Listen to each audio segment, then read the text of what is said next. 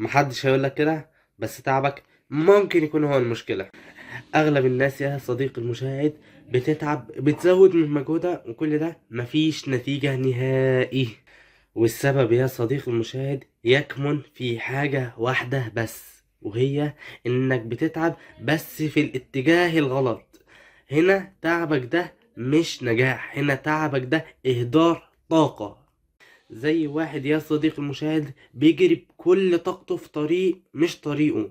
تخيل يا صديقي المشاهد انك كل يوم بتذاكر حاجة انت مش حاببها. اقنعني ازاي هتبقى ناجح فيها؟ عندك حل من الاتنين: يا تحب الحاجة اللي انت بتعملها، يا تغير الحاجة اللي انت بتعملها دي اصلا، تبدأ في حاجة انت حابب تعملها.